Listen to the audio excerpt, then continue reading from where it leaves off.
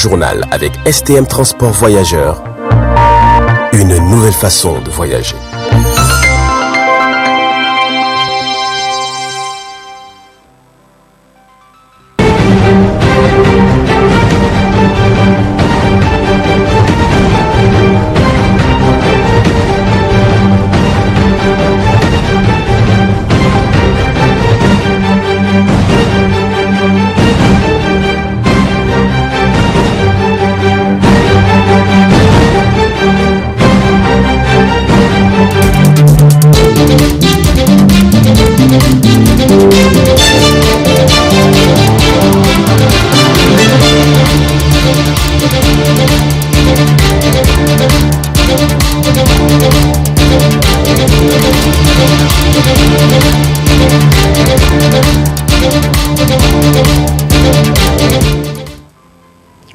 Bienvenue à cette grande édition d'information sur la télévision Tambara. Messieurs, dans la coalition CAP 2021, ACC, FRC et alliés ont rendu public cet après-midi une déclaration de presse qui est relative à la situation socio-politique du pays. Je vous propose de suivre un extrait de la dite déclaration avec Habibou Kadaouré, un membre de la dite coalition. Notre politique de défense et de sécurité tiendra compte de qui a un intérêt légitime et mutuellement respectueux envers nous. L'ère du tutorat électoral est révolue. Au plan éducatif, depuis plus de 10 ans, le régime PNDS a lamentablement échoué dans l'identification des réels maux dont souffre l'éducation au Niger. La politique, au même titre que l'éducation, est l'engendrement continu d'une nation et d'un peuple. L'école publique nigérienne n'est plus le lieu où la nation se reproduit. Elle est plutôt devenue un lieu de business, un guichet parmi tant d'autres, ouvert par les usurpateurs. Nous avions dénoncé l'absence d'infrastructures scolaires décentes, l'absence de vision de l'éducation de nos enfants, les dysfonctionnements liés à l'insuffisance notoire des ressources pédagogiques et didactiques, ainsi que la condition de l'enseignant. Le taux de performance global au BPC 2021, environ 20%, alors qu'il était de 60% à la prise de pouvoir du PNDS, vient confirmer à ceux qui en doutaient encore les nombreux témoignages séditieux de l'échec de ce régime. La coalition CAP 2021, ACC, FRC et alliés s'engagent à ce que tous ceux qui, à un moment ou à un autre, ont mal géré le système éducatif répondent de ce désastre national qu'est l'échec scolaire au niveau du secondaire. Il nous faut rebâtir une nouvelle école nigérienne, un nouveau système éducatif dans lequel l'échec scolaire soit perçu comme l'échec des gestionnaires du système. D'où la meilleure formule pour amener tous les acteurs à tirer les conséquences de leurs responsabilités respectives. C'est à ce prix seulement que nous pouvons bâtir une génération compétente pour le Niger de demain. Chers compatriotes, dans la déclaration du 18 avril 2021, notre coalition s'était déjà prononcée sur le coup d'État électoral du 21 février 2021 en ces termes. Je cite: la coalition CAP 2021, ACC, FRC et alliés ne reconnaît pas l'élection de Bazoum Mohamed à la présidence de la République du Niger. Cette position, nous la maintenons sans ambiguïté aucune. Pour faire corps, le conseil du candidat Mahaman Ousmane a introduit un recours auprès de la Cour de justice de la CEDEAO aux fins de constater et condamner les multiples violations de ses droits dans le traitement du dossier des élections présidentielles du 21 février 2021 par la Commission électorale nationale indépendante CENI et la Cour constitutionnelle. En dépit du contexte, nous avons foi dans l'issue favorable de cette requête. Le 29 juillet prochain, le Niger célébrera le 30e anniversaire de la conférence nationale souveraine. Pour l'acteur de la société civile Dambaji Allah, certains acquis démocratiques issus de la conférence sont remis en cause par les mêmes acteurs d'autant. Je vous propose de le suivre dans cet extrait avant de le retrouver en partie magazine dans ce journal. C'est vrai, et le Niger est sur les normes démocratiques dans sa base essentielle, mais dans le fond, sincèrement, les enfants qui ont, je m'excuse du terme, qui ont prodigué un Niger radieux, ils ont trahi. Ils ont trahi à tel enseigne qu'aujourd'hui, je vous ai dit qu'au risque de me répéter, la scène politique qui jadis est digérée et gérée par l'ancienne génération, aujourd'hui elle est pleinement envahie par cette jeune génération de la conférence nationale qui est aujourd'hui une vieille génération et qu'elle n'a pas honoré son engagement vis-à-vis du peuple nigérien parce qu'elle n'a pas pu sortir le peuple nigérien de l'ornière dans lequel elles l'ont trouvé, parce qu'à un moment de l'histoire, vous n'êtes pas sans savoir, c'est vrai, le Niger vivait dans une dictature dans le temps passé avant l'arrivée de la conférence, mais avec un respect quand même de l'intérêt général.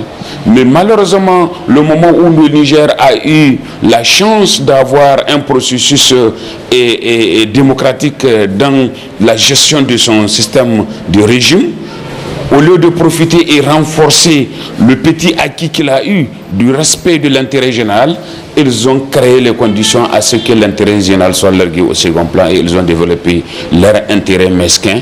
Aujourd'hui, Vision de la politique africaine par la jeunesse, c'est le titre d'une œuvre littéraire écrite par Abdoulaye Idrissa Jams, jeune étudiant. Un roman qui retrace les problèmes que rencontre la jeunesse et le fonctionnement des formations politiques. Suivez-le plutôt. C'est un livre qui comporte à peu près 13 chapitres. Et tous ces chapitres-là font référence à la jeunesse. Parce qu'aujourd'hui, la jeunesse est vraiment fréquente sur le terrain politique. Et c'est un atout comme ça peut être un enjeu pour notre classe politique. Il faudrait forcément les former. Sans formation, les jeunes peuvent s'aventurer à des tentations. Et aujourd'hui, les tentations, elles sont énormes, elles sont vraiment nombreuses. Le plus souvent, le jeune s'engage en politique pour se faire de l'argent. Et ça, ce n'est pas la bonne motivation, si on peut le dire ainsi. Bon, le paysage littéraire nigérien, vraiment, je peux dire qu'on a vraiment la chance d'avoir des jeunes et également des écrivains talentueux. Mais ce qui manque, c'est surtout l'accompagnement. Vraiment, la littérature n'est pas accompagnée. Si on peut le dire, même la culture en général. Et ça, je pense, ça interpelle le ministère des tutelles qui doit accompagner vraiment les jeunes auteurs et les jeunes artistes. Parce que sans vraiment mettre un accent particulier là-dessus, un jour on va se retrouver sans culture. Et ça, c'est pas bon pour notre pays. Le 3 août prochain, le Niger célébrera la 46e édition de la fête tournante de plantation d'arbres couplée à la 61e édition de la proclamation de l'indépendance du Niger. Cette année, c'est la région de Zender qui abritera cette cérémonie. Le reportage est signé Alouma Massani et Kantama Ibrahim. La valorisation du Moringa, c'est autour de cette thématique que les autorités de la 7e République entendent célébrer la 46e édition de la fête de l'arbre. Un engagement de ces dernières afin de donner un cachet particulier aux plantations d'arbres dans toutes les régions du Niger. À travers ce slogan, un habitant, un arbre. Pour le directeur général des eaux et forêts, membre du comité national d'organisation de cette fête tournante des plantations d'arbres, toutes les dispositions ont été prises pour cette 46e édition dans la région des Anders. Le thème central retenu cette année, c'est valorisons le moringa pour améliorer l'économie locale. En fait, parce que c'est un des programmes phares du programme de la Renaissance, donc acte 3. Et donc nous avons voulu profiter de ce 3 août pour lancer ce programme phare. C'est une culture qui est pratiquée un peu partout au Niger, qui a des potentialités de production un peu partout dans toutes les zones donc, du Niger. Donc il s'agira d'améliorer la production et surtout de faire en sorte que les communautés locales tirent meilleur profit du moringa. Puisque comme vous le savez, en dehors donc de l'autoconsommation que nous faisons actuellement, cette culture peut s'exporter au-delà de nos frontières. Donc c'est pour booster sa production que nous avons choisi ce thème. Cette fête nationale des plantations d'arbres est une occasion pour le Niger pour faire face à ces défis environnementaux. Sur le site de la cérémonie officielle de plantation, il y aura bien sûr des plants de moringa. Il y en a plusieurs variétés, comme vous le savez, de moringa. Mais il y aura également des espèces endémiques donc à la région qui sont en voie de disparition. Parce que l'objectif, c'est aussi que ces sites de plantation officiels servent d'arboretum.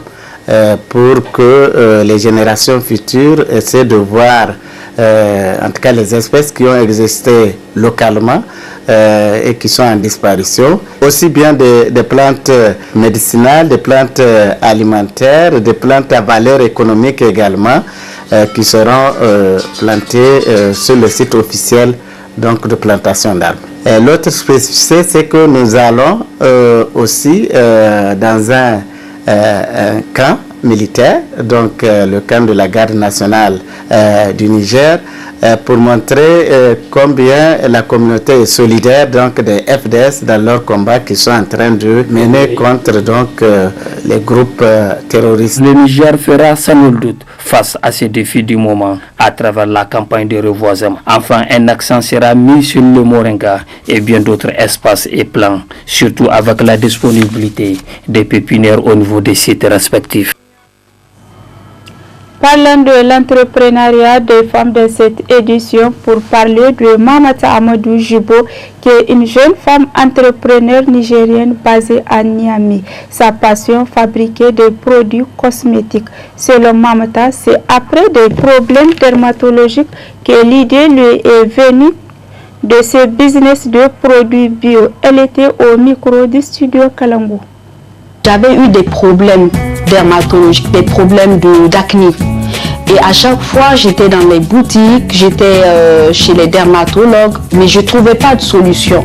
J'ai dit alors, pourquoi ne pas faire une formation et après approfondir mes recherches et voir. Je mets un accent sur les produits bio.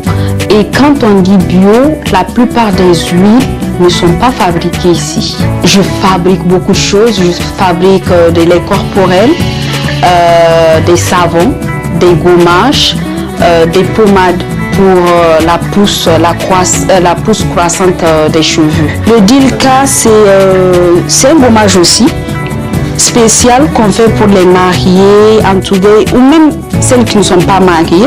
Voilà, mais il y a une préparation spéciale pour ça. C'est pas un truc qu'on peut mettre de l'eau directement et appliquer. Non, non, non. Ça se fait pas. Le gommage qui est là, le gommage Amaria et entouré, ça c'est une commande spéciale. Donc ce gommage est fait à base de plusieurs huiles essentielles, plusieurs poudres qui nourrissent la peau, plusieurs farines. Il y a de l'argile dedans. Donc c'est un produit, voilà, c'est un produit qui est uniquement bio. Il n'y a pas de produit chimique dedans. Je vous présente ma pommade miracle. Ça, c'est une pommade qui fait pousser les cheveux à base de chébé. Et le chébé vient directement du Tchad, comme vous le constatez. Et ça, il y a plusieurs huiles essentielles dedans, plus de 20 huiles essentielles qui font pousser les cheveux. Un traitement d'un mois, la personne a le résultat. Les bio régénèrent en quelque sorte les cellules mortes. Ça donne, si je peux le dire, ça enrichit la peau.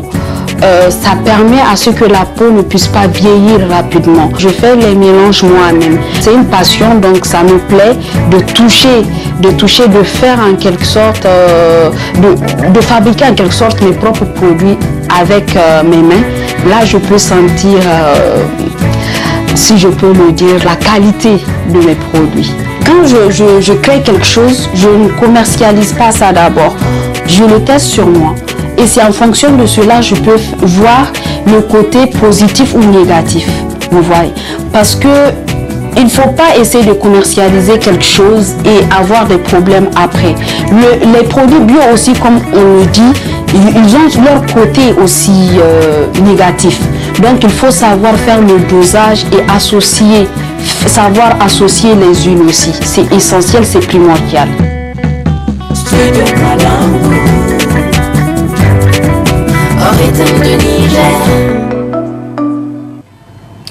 Place à présent à la partie magazine de cette édition consacrée à l'entretien que nous a accordé l'acteur de la société civile d'Ambaji Soala sur la commémoration du 30e anniversaire de la conférence nationale souveraine. Très bonne réception et au revoir. Cette conférence nationale a été le levier et qui a déboosté le processus réellement démocratique au Niger. C'était le moment où beaucoup de Nigériens ont cru à cela, parce qu'ils ont cru à une libération totale de la liberté d'expression et d'opinion, parce que les intellectuels d'antan ont fait comprendre que le Niger a vécu et était dans une situation ingérable de dictature et de non-respect des droits de l'homme, et que la conférence est venue en réalité comme une délivrance du carcan de la dictature.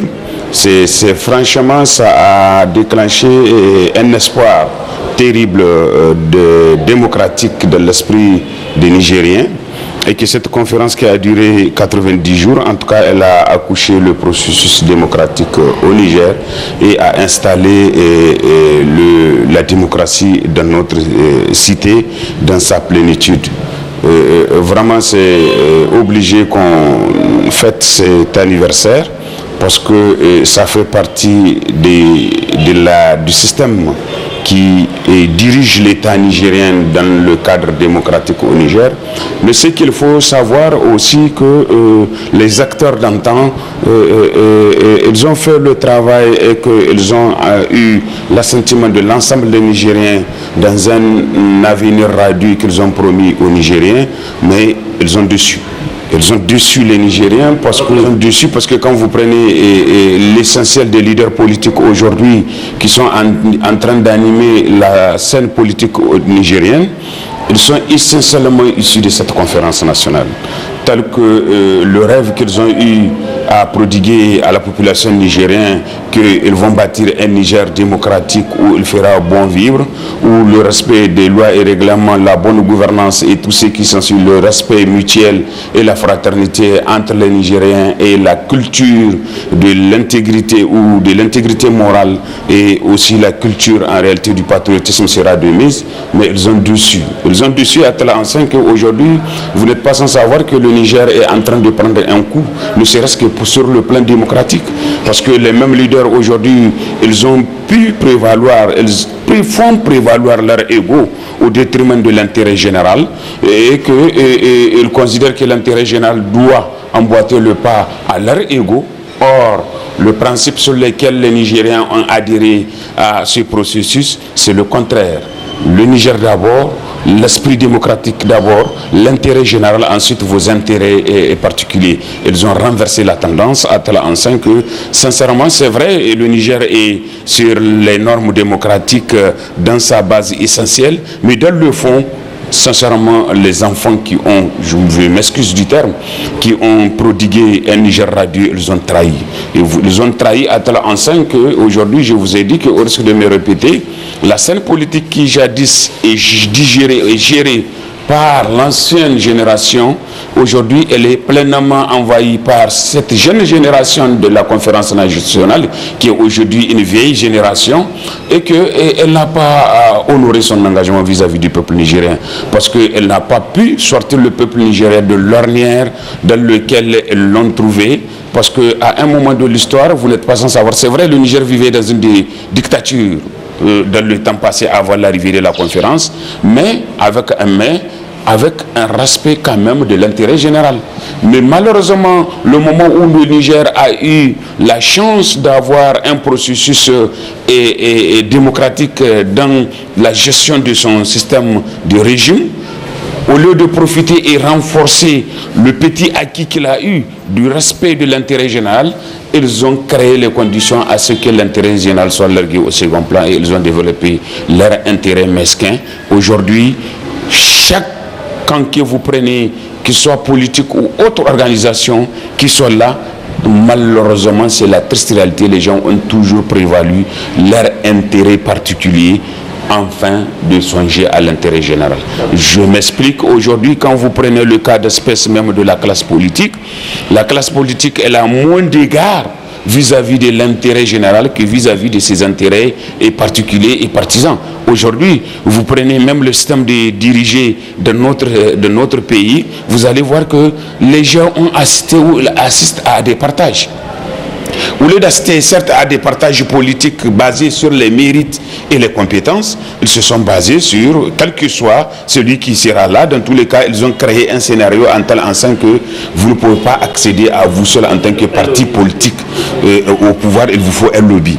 Et dès qu'il y a question de lobby, là, c'est bonjour le dégât, c'est bonjour la mascarade, c'est bonjour en réalité le détournement du denier public, parce que c'est bonjour et le lobbying de la mafia la plus extrême, même à l'échelle internationale. Et aujourd'hui, c'est les conséquences que le peuple nigérien sommes-nous en train de vivre, malheureusement, parce que cette classe politique qui jadis a miroité à l'horizon au peuple nigérien, qui une fois au pouvoir, elle va créer les conditions que le peuple nigérien soit un peuple de référence par rapport à son intérêt et par rapport à sa dignité et son honneur, elle a joué au pire de la situation qu'ils ont eu à décrire.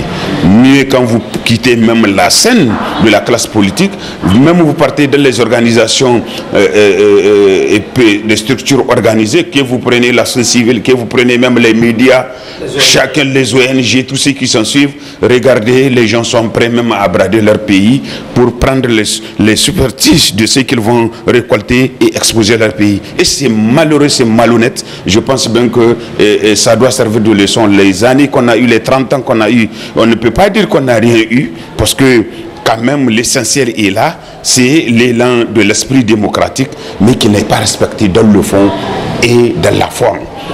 Parce que dans le fond, normalement, ça doit contribuer à ce que le peuple nigérien, juste de ces principes démocratiques, malheureusement, vous constatez de vous-même, c'est dans la forme que vous avez le système démocratique, mais dans le fond, c'est vraiment le contraire de ce que c'est le système démocratique. À part les intérêts, parce que quand vous parlez aujourd'hui, quand on vous parle, non, il y a l'opinion, il y a l'indépendance d'expression, la liberté d'expression et d'opinion, mais qui est recadrée en réalité, pas par l'esprit de la loi, mais par l'esprit de ceux qui sont au pouvoir à chaque moment. Parce qu'avant qu'il arrive, il y avait eu d'autres systèmes. Avant que ce régime arrive, il y avait eu d'autres régimes. Et on a compris en réalité que chacun, il a toujours régenté l'esprit démocratique à l'esprit de ce que lui, il veut que le pays soit dans ses intérêts et non dans l'intérêt du pays. Et je pense bien que dans ces cas d'espèce, il faut qu'on revoie notre copie à la situation si vraiment on veut être réellement honnête vis-à-vis de la progéniture qui viendra après nous, parce que ça fait partie de notre rôle régalien et obligatoire, parce que la génération future a aussi un droit, conformément à ce qui a été prévu par la Constitution nigérienne, dans la gestion de la chose de la cité.